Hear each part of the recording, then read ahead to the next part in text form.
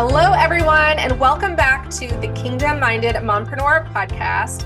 Today, we have a guest, Brooke Rozzie, who is with us. Hey, Brooke. Hi. I am so excited that you're going to be sharing with our audience because I specifically had reached out to Brooke and asked her to be on here because she has been so helpful to me the last 4 months or so, personally in my nutrition and some things that I'm working on from a health perspective. And so I was like, okay, I need to have her on the podcast to share all the things. So a little bit about Brooke. Brooke Rozzie, you can find her on Instagram. And she is a functional nutritionist and trainer, and she really helps women to prioritize themselves, to prioritize their health. And so personally, I feel like it's beyond that. Like working with you and the coaching that you do, there were so many nuggets that you gave me, about like triaging things and prioritizing things and organizing your day. And just, there's so much more there. And so I'd love for you to kind of share a little bit more about you and your story. Yeah, I love that. It's funny you say there's so much more, right? Because it's really hard to describe when you're working with someone that, well, yes, I'm going to teach you about nutrition. And yes, we're going to talk about, your workouts and those things. But there's so much more that comes into that because, you think about your environment in your life is really going to be what influences how consistent you can be with that. And that's what led partially to my own story is I've been in the fitness field for 18 plus years. About midway through my career, it felt like my body just wasn't my own. My body felt like it was rebelling against me. I was doing all the things. I was doing the workouts consistently, and I was taking the supplements and following the paleo-based diet, right, and being super strict with everything. But like what a lot of my clients will say, like I felt like I could look at a cheeseburger and gain 10 pounds, and just something wasn't right. And I spent so much time trying to fix it that I never stepped back and looked at my own environment. Of a year before that, I had come out of a really bad relationship, and this was really soon after my dad passed away. Right after that happened, and there was a lot that happened in my environment that influenced the way that my body was responding. I wasn't as close with my relationship with God at that point. I believed, but it really wasn't like a daily practice in my life until I started to go further and further down this path to question, well, why aren't these things working for me? Because a lot of the things that I was experiencing, I was seeing in women that I had been training and working with. They were 30, 40, 50 years old, and they felt like after they had kids or, certain stages of their career, certain stage of their life, their body just was broken and they couldn't get back to how they wanted to feel. And it really led me down the path of the functional approach. It's the first place that I started to feel relief in my own body. And I feel like God really put those things in my life so that I could, go back and transition in the way that I was working with people to really help my clients understand that there was a deeper level to just the nutrition and just the workouts. And when we say holistic approach, it's a true holistic view at how you show up in your life, operate in your world, the thoughts, beliefs, values we hold, all those things influence the way that we treat our body too. Yeah, I love that so much. And I think that's one of the things that truly sets you apart because, first of all, I think one thing I was very impressed with was you don't just give somebody this predetermined list of, hey, here's good foods, bad foods, do this, don't do that. I think you are very much, I don't know if you have like that part of you that's like science, I don't know, lover of science. Yeah. But that's kind of what I've observed is like, you do the GI mapping, you do DNA, observe our DNA history and all those kinds of things.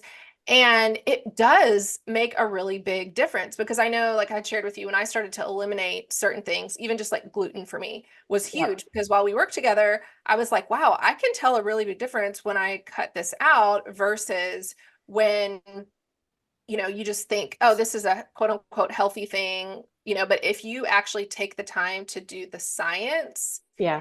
and I'm not saying anyone who does other type of work is not helpful, but I Right. think you have a unique approach. Do you want to speak to that a little bit? For me, yeah. Well, one, I would say I'm a little bit nerdy about that kind of stuff because I I love didn't it. want to But use the word no, nerd. I was going to say it, but I was like, I don't want to call her a nerd, but you are you want to look at the yeah. science. Yeah, absolutely. But it's understanding the science, but it's also understanding the context and what you're applying something, right? Are there generalizations to nutrition that are true? Yes. Should we all eat vegetables? Yes. Should we all eat proteins? Sure. But how we apply that in our life is going to be so vastly different.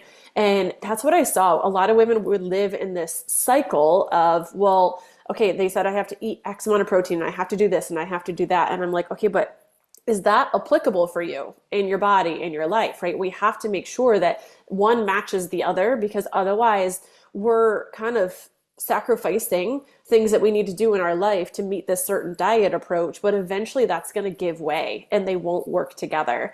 So, yes, there's truth in some of the things that we have to hold, but also how I apply that with each person is going to be so different because it doesn't matter if it's the most perfect diet. If you can't apply it, then it's not going to work. Yeah. So, as you've worked with so many women, what do you find is one of the biggest challenges when it comes to women's health? Honestly, it's not the diet, it's the way that we live our life and the lack of boundaries, how we show up in our world, things we say yes to, over commitments. So when I say environment, I'm talking about like your day-to-day life. Other people will call it lifestyle, but it's really the environment that you're living in that's going to influence the success of what you're doing or your ability to be consistent with what you're doing. And consistency is going to trump all. So if we're talking about what's going to make the biggest difference, it's not about how perfect you can be in a 3 day period of time. It's about how consistent you can be over a 7 day period of time instead. So really starting to assess like, am I feeling overwhelmed day to day? And is that overwhelm and overcommitment causing me to sacrifice prepping food and helping myself be prepared for the next day? Am I saying yes to things that I really want to be saying no to? And it's causing me to live in this state of constant stress and frustration. Then that's not healthy either.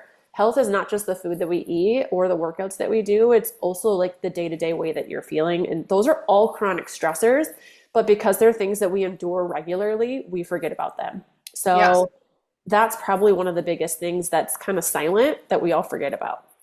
Well, and I think also the motivation, like for me, energy is probably my biggest motivation. And so if I look at, whatever, a cookie or something, I'm like, I mean, yeah, it's going to taste good, but do I really want to feel crummy for the rest of the day? And the answer is no. If you have things to do, and especially the women that we're talking to, if you're a network marketer, if you're a woman in business, if you're a mom, you have so many things to do that taking that time to prep meals or changing your environment is so worth it because in the end, it ends up giving you what you ultimately desire.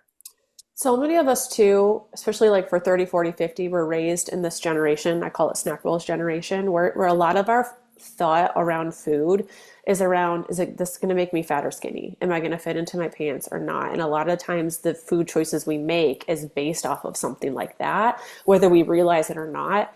And one of the things we work through in the first phase with clients is like reworking that thought pattern around food because that's a short-term thought pattern. And if that's the only reason I'm making a choice, eventually I'm going to quit and I'm going to stop making that. Or if the scale doesn't reflect what I want it to, I'm going to be frustrated and I'm going to choose things that aren't aligned. So we have to go deeper in making the choice of, you said in the beginning, right? Your body is the temple that holds your soul, right? If I'm making a deeper purpose because I want to respect the temple that God gave me, or I know that if I make this choice, it's going to be help me show up as the mom that I need to be, the servant that I need to be in whatever way, then those people and myself deserve the best version of me, and that food is not helping me feel that way. Yes. Oh my goodness, that's so good. I'm like, all right, let's talk about this because you had mentioned in the beginning that you kind of had this shift in your own relationship with God where you said your words were that you believed, but you kind of shifted into really having that daily practice and that relationship with Him. So, as you had that personal evolution, what did that look like for the perspective you had on your physical body? Yeah, I so I started in the fitness field when I was my young 20s, which I mean, I had no other responsibility besides myself, and I think most of us at that age care about how we look in a bikini, right? So I never thought of health behind or beyond like a surface level thing until about midway. My husband and I got pregnant and found out we were having a girl first. And I remember being so excited, thinking of all the fun stuff. And then I immediately started to reflect on my mom's own relationship with her body and just this constant dieting. And when I was 16, I had somewhat of an eating disorder. There was Metabolife in our home and Slim Fast everything. And I just remember constantly seeing my mom talking poorly about herself and not liking herself. And it shaped my own relationship with myself that I was constantly picking my body apart. And I was thinking, God, how can I look at this beautiful little thing, right, growing in my stomach and see her come out and just think that of her, right? I could never. And I was like, well, that's going to determine how I think about myself first, because how I think about myself, the outward way I talk about myself, all of those things is going to be what shapes and molds her beliefs. So for me, it really started with wanting to change that narrative for her, and her to see that. But through that process, through, having a deeper relationship with God, letting the Holy Spirit more into my life, things that I used to pick apart in myself, I started to really appreciate in my body. And yes, we all have things that we could pick apart, sure. But I started to see like, wow, my body was able to create and birth and feed two amazing humans, right? My body has carried me through some of the toughest moments of my life. I still wake up every day with my body, right? My body takes me places that it hasn't been able to. My body allows me to worship every week, right? So it's really it's not this like, positivity that I'm just ignoring things. I had to work through stuff, but I really also had to start thinking about what are the things that my body's been able to do for me that I've never really focused on. Oh man, so good. That is so good. Yeah, and recognizing the Holy Spirit lives inside of our body. And I think even just that statement, I love that you use the example of your daughter, looking at it from that perspective, but even just thinking, okay, the Holy Spirit is living inside of me. Yeah. Do I want to eat spinach or do I want to eat this, packaged thing in my pantry? Not that it's like a legalistic rule, but really, Right.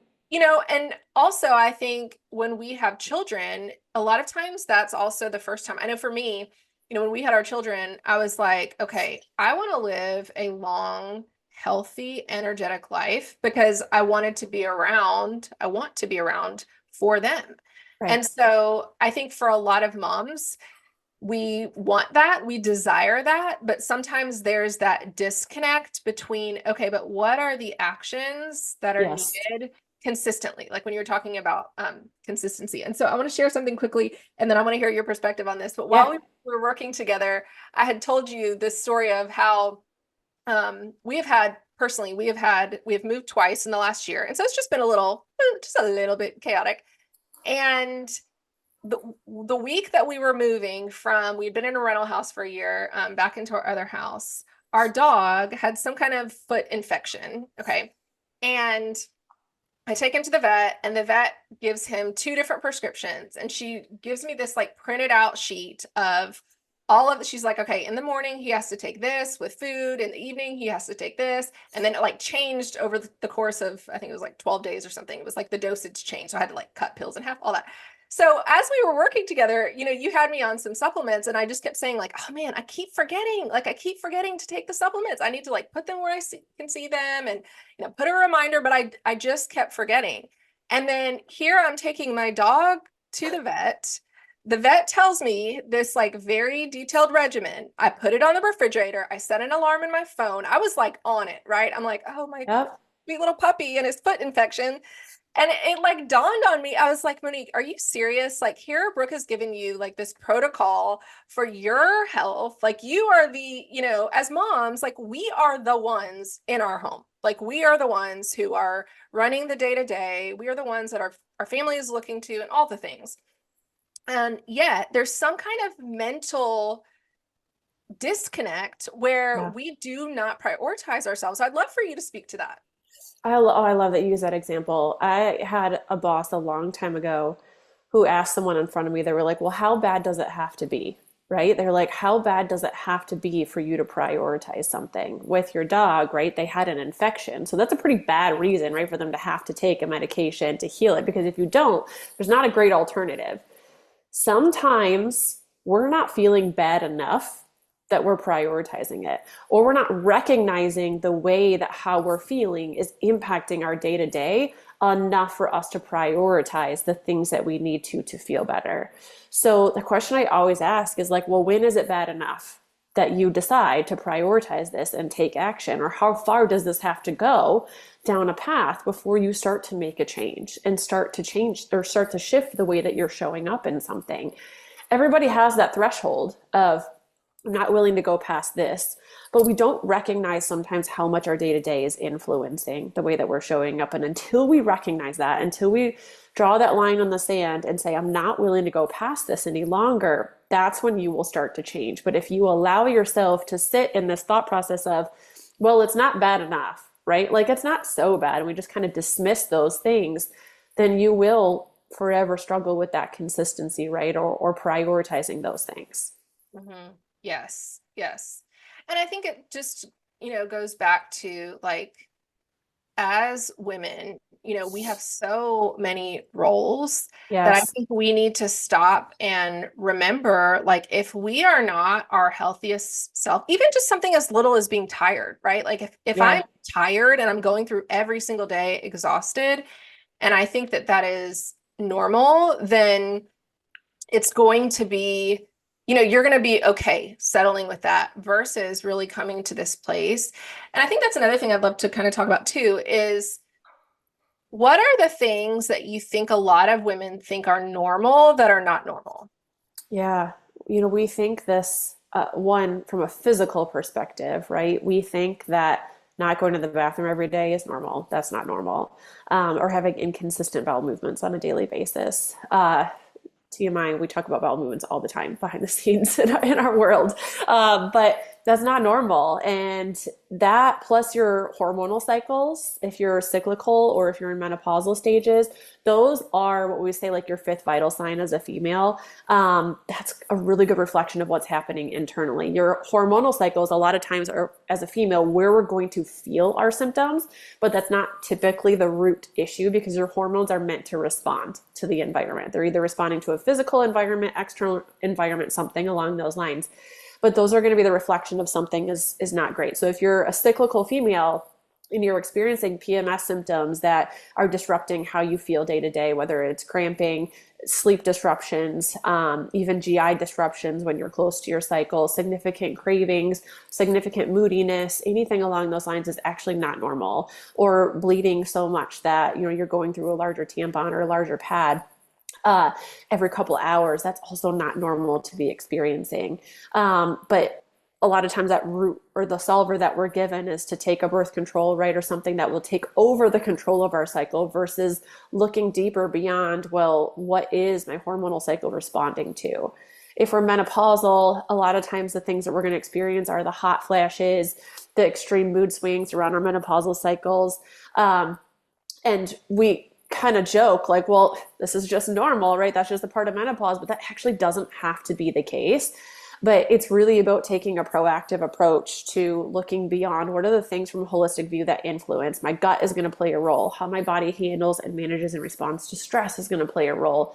God was so intelligent when he designed your body, right? That there's a method to the madness with everything, with the nutrition. We're given, I would say, as close to the farm and field as you can get, because those are the most nutrient dense foods that our body was designed to get vitamins and minerals from. And we undervalue that nutrient rich food is actually how we were designed to get the things that those hormonal cycles and our gut and our thyroid and everything need to function their best. So it's a true cycle in how those things function. But if we're experiencing things that don't feel normal, if we're looking at just the period or we're looking at just the menopause, we're missing the whole big picture of how God designed you to function and feel to truly get you back to feeling your best. God didn't design you to be 40 with a cycle that is debilitating. God also didn't design you to be 55 going through menopause and miserable through that time frame either. I just refuse to believe that that's what he wanted for women, right? And that's not what the Bible says he wanted for women either, right? So if that's what we're feeling, then we have to look. Something is out of alignment in there. Hmm. Yeah. And a lot of times, like, we don't know. And so I love Yes. what you were just talking about as being able to have food. What did you say? As close to the field and farm? Is that what you Yeah. said? Yep. Yeah, because I think we live in this world where things are so accessible to Yes. us. I'm talking about junk. You go into the grocery store, like I'll just use this as an example. I was trying to type strawberries into my Instacart app, and before actual strawberries came up, it was like 20 different like strawberry Pop Tarts, strawberry Yeah. cake. I'm like, no, I want strawberries, right? Like Yeah. farm strawberries. And so that's an example of the world that we live in. There's so many things that we have access to that we see those as food, and they're really not food. It really isn't. In Genesis, when God says, I give you this as food, like that is what he told Adam and Eve. Like, here is your food. I give you this as food. And I think that is such a testament to it's interesting that when we make that our food, Yeah. and good proteins are food, how our body corrects itself. And I know that you and I had a conversation back to TMI. I'll share a little too much that I had, I guess it was July. Yeah, it was July because we were traveling. And typically, that time of the month, the very first day is just, I pretty much block off that day. I'm like, all right, I'm not Yeah. going to have meetings that day. Like, I just know it's going to be extremely painful, because that's how it's always been. And I thought it was normal. Like, I've always thought that was normal. I'm like, all right, first day of the month, it's going to be a little rough. And I typically have, probably three leave that day, four leave maybe if it's, and so I had texted you and I was like, okay, Brooke, I am on my first day, and I think I'd taken like one, like it was just very mild. And Yeah. it was after I had been doing our protocol for a little while. And it was the first time that I realized, wow, it doesn't have to be that way. Yeah. Yeah. It's so funny. We have women come to us and we often think the testing is the answer, right? The testing is absolutely going to give us clarity on the way dysfunction, or I like to describe it as like the further out of alignment we are from God's design, right? The more that those things are going to show up. So we can see the way that is showing up in our body. And that will absolutely give us clarity on what we need to do to get you individually feeling better. But before we even get the answers back from testing, we start working with women on optimizing more of the foundational things that we were designed to do from a nutritional perspective, environmental perspective, stress management perspective. And they're simple things. And a lot of times in the first little bit, someone will be like, that's it? Like, that's all we're working on this week? But all of a sudden, a couple weeks in, they're like, oh my gosh, I have so much more energy. My digestion is more consistent again. They thought they were having all these major GI issues and all these major hormonal issues, but simple tweaks were making a massive difference in how they were feeling in such a small way. We undervalue the simple stuff because we're so stuck in looking in today's world, right? For what's the magical answer, right? What's the thing that I'm missing? And there is no magical answer other than we have to get back more to the foundational needs that your body has first. Yeah. And it doesn't have to be all or nothing, because I think that's the Yes. other thing that women think is like, okay, if I can't commit, I mean, you're never going to have a time in your life where you're not going to go on vacation, where you're not going to have kids, craziness with Yeah. kids. You're not going to have something, right? Yep. And so I think going back to that consistency piece is if we can consistently make healthy choices and every so often allow ourselves to just do life, we will still see those results. And I think that's what I saw, that I was like, okay, I'm really encouraged by this, that I don't have to do this perfectly to still see results.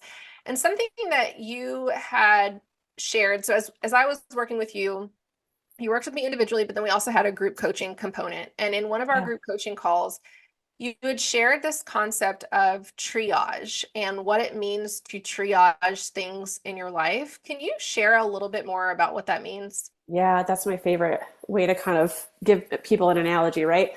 If you go into an emergency room, we all think our emergency is the emergency, right? When we go in somewhere. But a physician in an emergency room cannot prioritize every single emergency at the same time. So they have to start to triage those emergencies.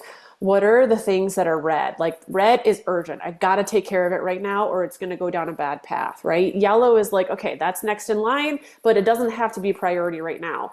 Green is like, that's good. When I've got some extra time, I'm going to get to that. And then black is like, that's out of my control. I can't do anything about that, or that's not mine to carry, right? Is the best way to put it. And if you start to triage things in your life, it helps you to be able to prioritize that. Now, one of the things that moms do especially, is we put ourselves in the green category of like, well, I'm a nice to have, right? Like when I can, I will get to this.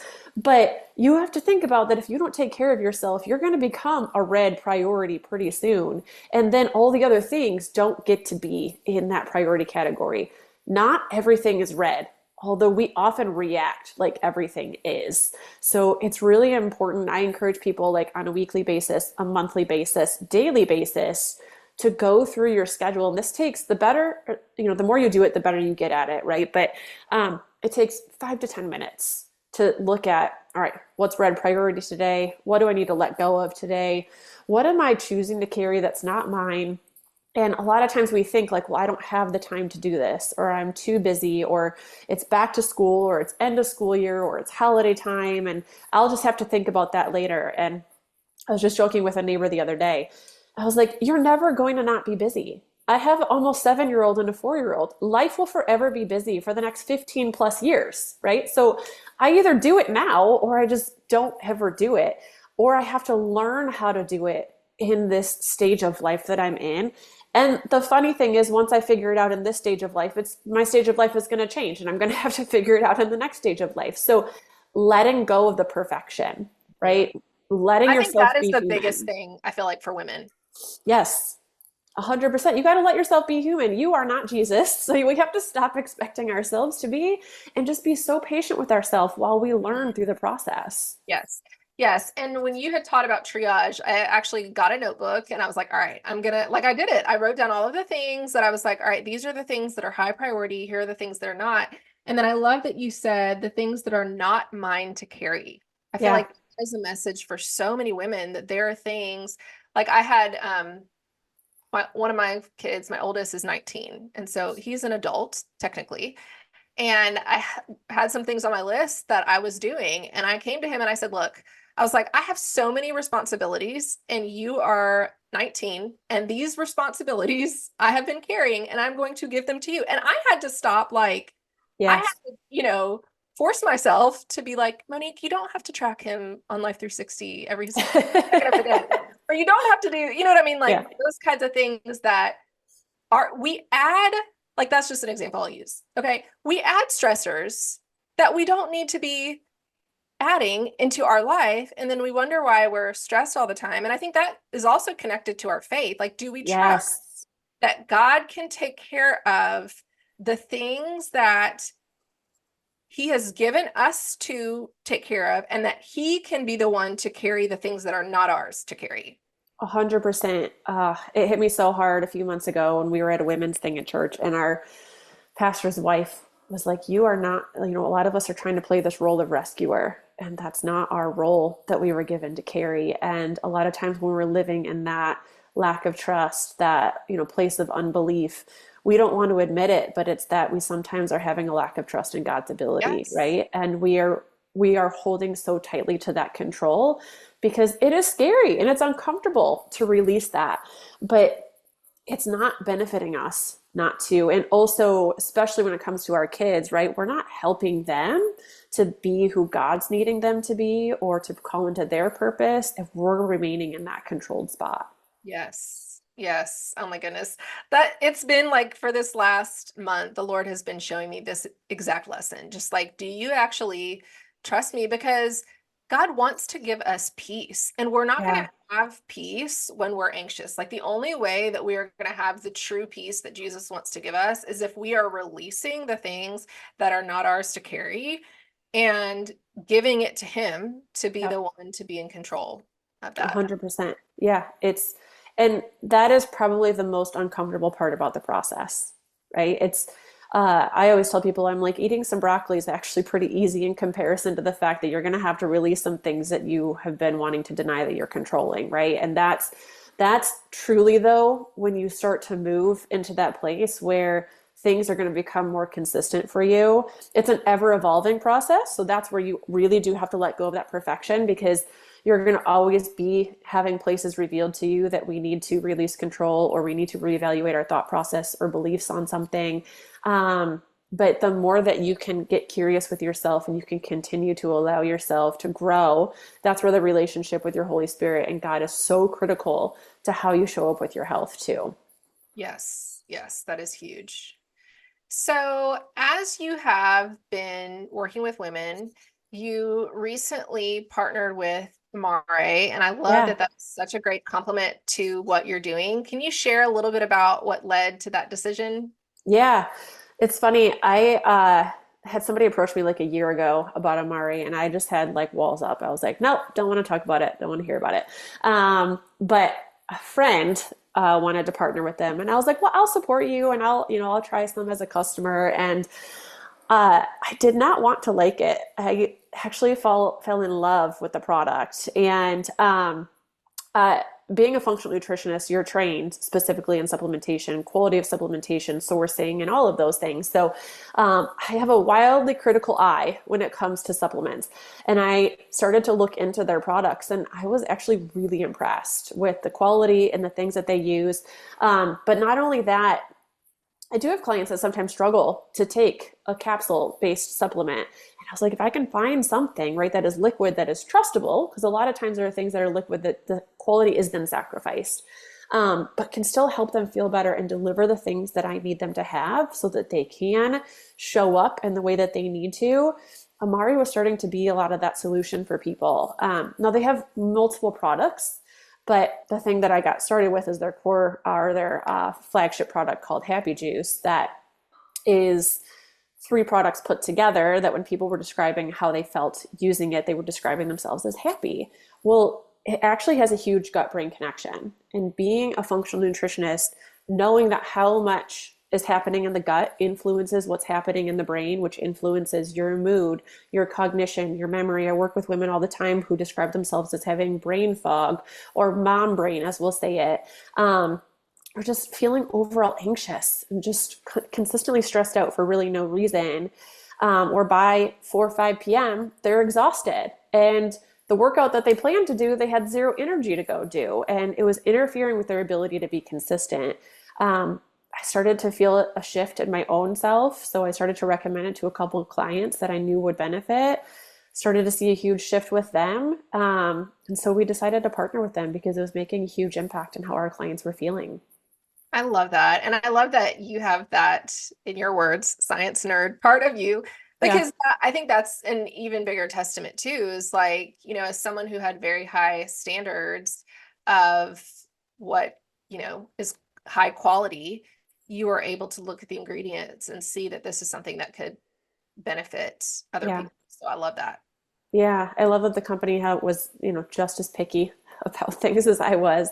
But internally, they actually have a little bit of a vertical mission, which was, really important to me as well. So that obviously swayed me a little over too. Is that from a faith perspective? Is that what you're Yeah, yep. referring to? Yeah. And I think, anytime you have that kind of leadership, it just makes such a difference. I'm working on a devotional right now, and that's one of the things I'm talking about is, when you have leaders who are submitted to the Lord, and even if the company doesn't necessarily call themselves a faith-based company, but when you have Yes. that leadership that is submitted to God, that is seeking God, that is prayerful about every decision that they make, it makes a huge difference in Yeah. um, in everything. So I love that.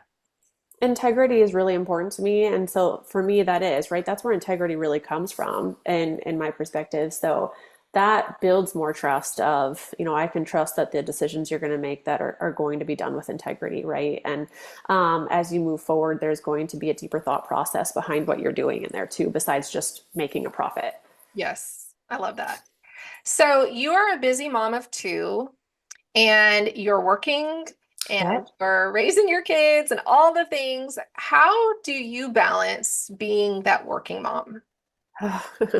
Not the same every day, I guess is the best way to put it. Um, I said earlier, my daughter is 6.5 and our son is 4. It's after school sports consistently through the week, and it's weekend things and birthday parties and all that. So when I say I understand my clients behind the scenes and stage of life, I fully get it.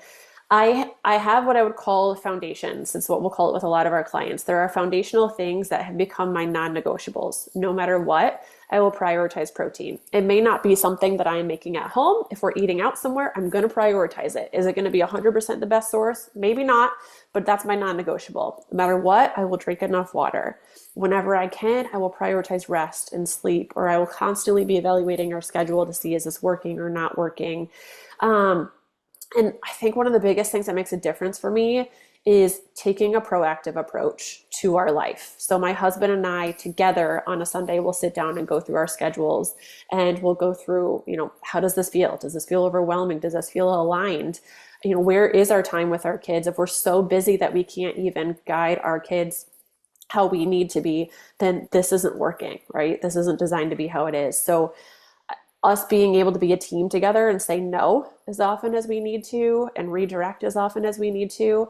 And I think one of the biggest things that shifted for me was I'm not here to please anyone other than God, right? And the more I let that be my perspective, the easier it became to make the decisions that I needed to for our family first, for my health, for our relationship with God, and the things that we were doing within that.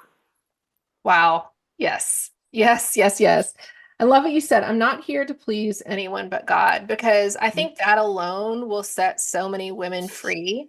Because when it comes to looking at your family schedule and saying, hey, we need to cut back in this area, or we need to say no to this thing, sometimes what can be stopping people is, well, I don't want to offend this person, or I don't want to, this person be upset if I'm not part of this or that or whatever, or take my kid out of the sport or whatever.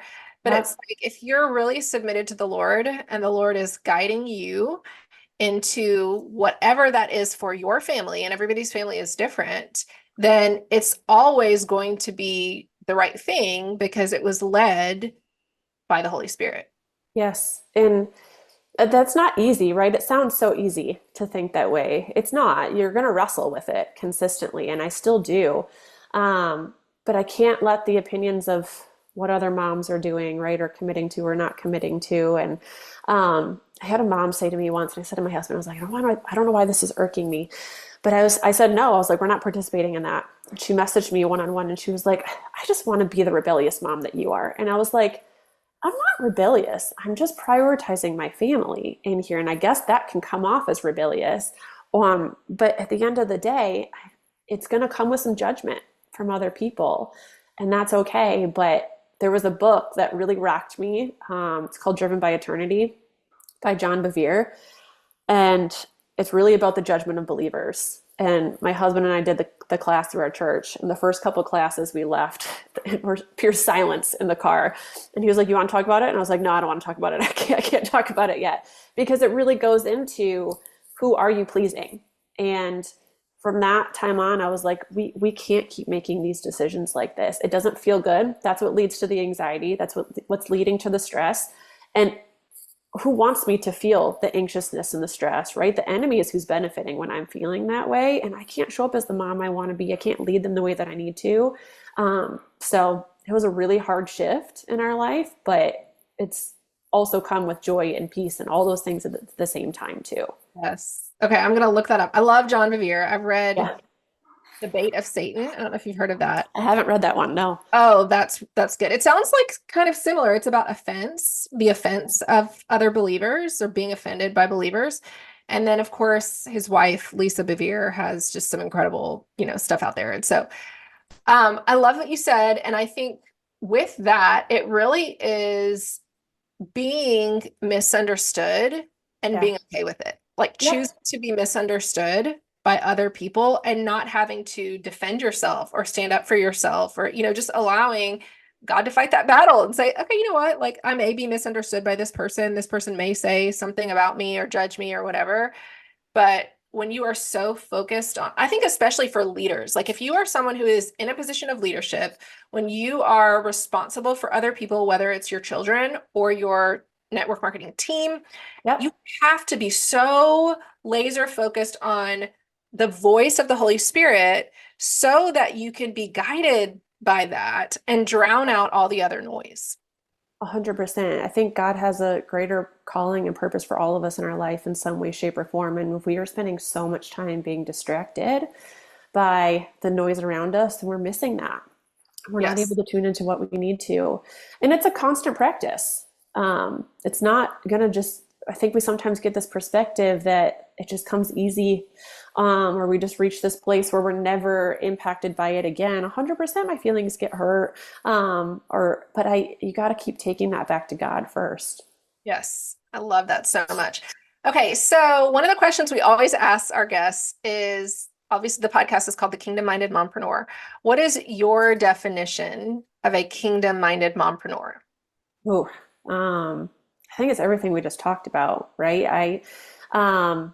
I desire to be the mom, right, that shows my kids what's possible first. In my family, that's changing generational narratives, and for my husband and I, which we know, and we know that that's something that God has put on our life as part of our calling, and that is, it comes with its challenge. But for me, being an entrepreneur and being a mom at the same time is a huge way that I can show my daughter what she's capable of. It's beyond just what the business does. It's what I can show her that she can do. So for me, it's a generational narrative shift in doing that. What a huge responsibility and legacy that is. So, Yeah. So Brooke, thank you so much for being with us and taking the time to share. I'm like, I have got to share this episode with everybody because this is so good. So much wisdom that you shared. And if someone is listening to this and they want to work with you, whether it's to hire you to help them as a functional nutritionist or a trainer, or if they're looking for some things with Amare, how can they connect with you? Yeah, we'll give you my email, my Instagram, probably on there more than I should be. So you can just message me there. And then we'll send you an inquiry link that you can fill out. And then I'll reach out to you and chat and schedule a time for us to talk. Okay. Well, thank you, Brooke, for being on. Thank you. Thanks so much for listening to the Kingdom Minded Mompreneur. If you loved what you heard today, could you stop and give us a 5-star rating and review? It helps our visibility on podcasting platforms so others like you can hear more of this message. Also, if this episode encouraged you, we would love for you to pass it along to your own biz bestie and anyone else who could benefit. Bye for now.